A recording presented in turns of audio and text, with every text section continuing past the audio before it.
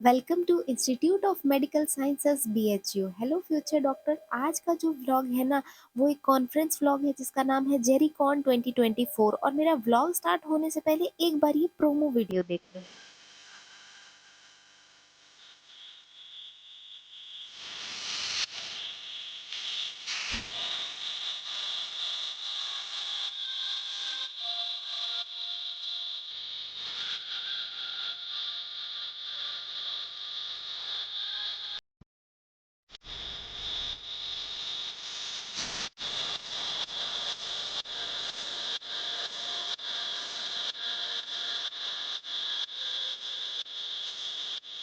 तो guys, I hope कि ये प्रोमो वीडियो देखने के बाद आप सबके अंदर बहुत सारी एनर्जी आ गई होगी कि आखिर कैसा होता है ये medical conference. And trust me, I am also very much excited to share about my experience in the conference with you all guys. So today is my presentation, the work which I have done on geriatrics।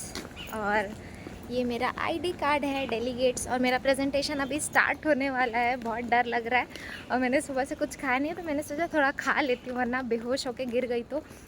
So let's see कैसा presentation होता है और आप लोगों को भी दिखाऊंगी। Guys guys please.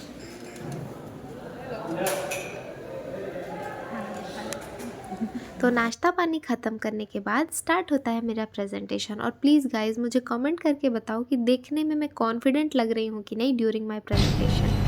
Coming to introduction, the parents of Indian medical students play a considerable role in deciding the future career aspects of their children.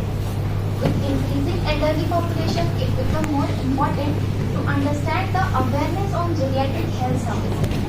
The aim of study is to assess the awareness and perception of geriatric health services in parents of Indian medical students. You know guys, जब presentation ख़त्म हो जाता है तो जो वहाँ पे जजेस होते हैं वो आपसे क्वेश्चन आंसर करते हैं और स्टडी के बारे में पूछते हैं। Thank you.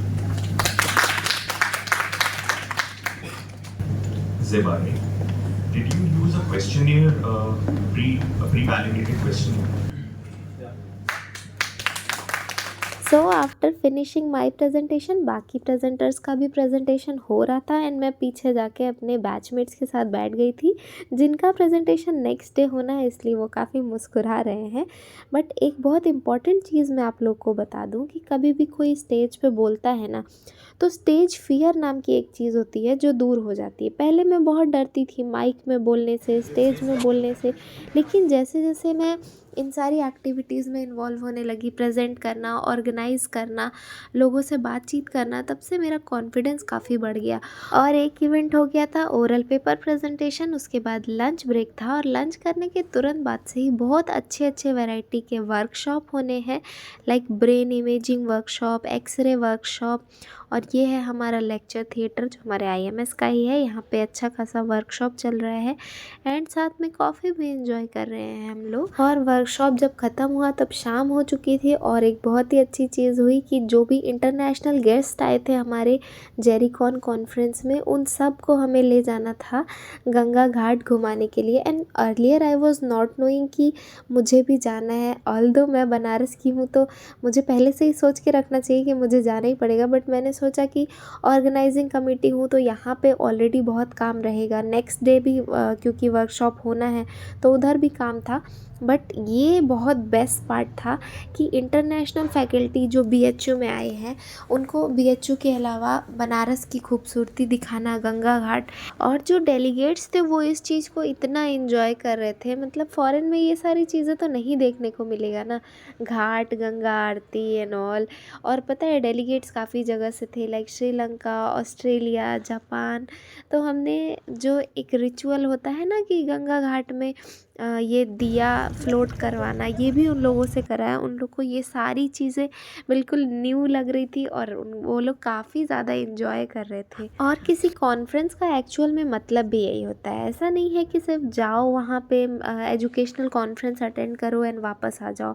नहीं, जिस भी जगह पे कॉन्फ्रेंस होता है उस जगह को घूमना तो बनता ही बनता है। तो मैं भी लास्ट ईयर दिल्ली गई थी जेरीकॉन अटेंड करने, तो दिल्ली घूम के आई थी। और इस बार का जेरीकॉन बनारस में ही है, तो हम लोग मेज़बान हैं सारे गेस्ट के लिए। तो हम उनको बनारस घुमा रहे हैं। ऑल्दो बनारस में ज़्यादा कुछ नहीं है, बट जो है वो काफ़ी यूनिक है। खैर, अब बातों ही बातों में दूसरा दिन आ गया है, तो let's move forward. So it's the second day of Jericon और कल का दिन बहुत बहुत बहुत अच्छा बीता, बहुत मेमोरेबल था मेरे MBBS जर्नी में।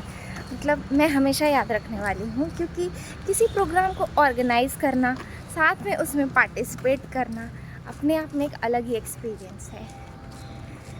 एंड जो बेस्ट पार्ट हुआ वो ये था कि जब हमारा प्रेजेंटेशन ख़त्म हो गया, सारे प्रोग्राम ख़त्म हो गए, तो जो इंटरनेशनल डेलीगेट्स आए थे उनको बनारस की खूबसूरती दिखाना था, that is Ganga Aarti and all the Ganga Ghats. और उनके साथ इंटरेक्ट करके इतना अच्छा लगा। पहले तो मैं बहुत मतलब शर्माती थी कि मैं कैसे इंटरनेशनल फैकल्टीज़ से बात करूँगी एंड ऑल, बट उनसे बात करके इतना अच्छा लगा। और वो लोग को भी हमारा जो मेहमान नवाजी का तरीका था वो भी बहुत पसंद आया, और उन्होंने हमें बहुत सारी ब्लेसिंग्स दी है, हमें गाइडलाइंस दी है कि हाँ फ्यूचर में कैसे क्या करना है, जो भी है। और आज सेकेंड डे शुरू होने वाला है, और आज मैं एंकरिंग करने वाली हूँ केस प्रेजेंटेशन के बच्चों के लिए, क्योंकि मेरा कल ओरल पेपर प्रेजेंटेशन था और आज का जो है वो केस प्रेजेंटेशन है। तो I am not participating in case presentation, so I will be hosting the event. Let's see. तो ये है अपना सेमिनार हॉल, जहाँ पे अंडर ग्रेजुएट्स के सारे इवेंट्स होने हैं, like paper presentation, case presentation, and ये जजेस की टेबल है जो अभी खाली है। स्टूडेंट्स भी अभी सारे नहीं आए हैं, तो मैं चली गई नाश्ता करने। नाश्ते में काफ़ी हेल्दी ऑप्शन है, और मैंने इतना सब कुछ ले लिया है। एंड ये है हमारी आज की प्रेजेंटर, जिनको मैंने बोला है मेरी वीडियो बना। जरा सी बताइए कैसे लग रहा है आपको? ये क्या लैंडस्केप से पोर्ट्रेट कर दिया? जी जनाब।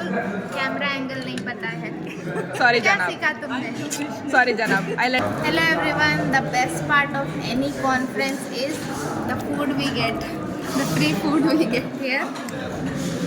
And हमारे लिए तो ये वही है जो हम हमेशा खाते हैं, और जो डेलीगेट्स होंगे उनके लिए नया होगा, उनको बनारस का टेस्ट पता चलेगा। जो कटलेट है बनारस का फेमस है। बाकी कुछ साउथ इंडियन लोगों के लिए साउथ इंडियन रखा गया है, जिसको ये चेक कर रही थी ऐसे दबा के कि इडली सॉफ्ट है कि नहीं। नाश्ते के बाद फिर था अपना क्लिनिकल केस प्रेजेंटेशन, जिसमें मैं एंकरिंग कर रही थी पर वीडियो नहीं बना पाई। फिर लंच था, फिर लंच के बाद कुछ और वर्कशॉप थे जो कि काफ़ी इंटरेक्टिव थे। एंड आफ्टर द वर्कशॉप जब शाम हो गई तो सब अपने अपने घर गए रेडी होने के लिए, क्योंकि कॉन्फ्रेंस के सेकेंड डे जनरली हर जगह होता है एक बहुत ही खूबसूरत सा डिनर, जिसको बोलते हैं gala dinner.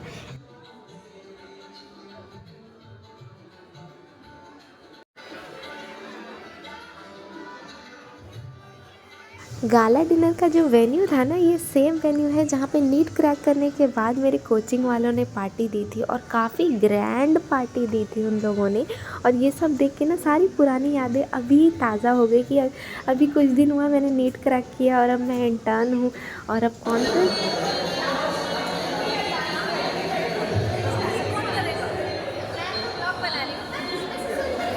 Gala dinner night के बाद अपने mentors and organising committee members के साथ कुछ फ़ोटोज़ हुए। फिर वापस से मैं अपने घर चली गई, बाकी लोग होटल एंड हॉस्टल चले गए।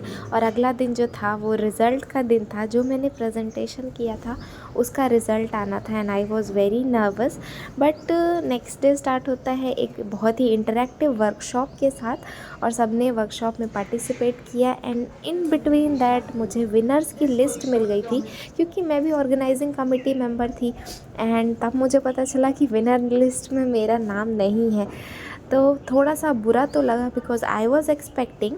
लेकिन मेरे मैम ने पहले ही समझाया था कि देखो, जीतना ना जीतना वो अलग बात है, बट अपने इंस्टीट्यूट को रिप्रेजेंट करना, एक नेशनल लेवल के कॉन्फ्रेंस में प्रेजेंट करना, ये बहुत बड़ी चीज़ होती है।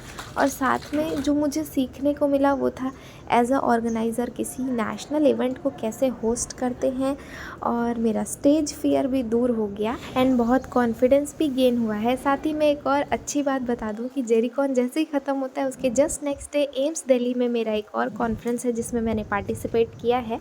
तो यहाँ से शाम में रैप अप करके अब निकलूँगी एम्स दिल्ली और वहाँ की कॉन्फ्रेंस दिखाऊँगी, एम्स दिल्ली का कैंपस दिखाऊँगी। Stay tuned for that video and bye bye.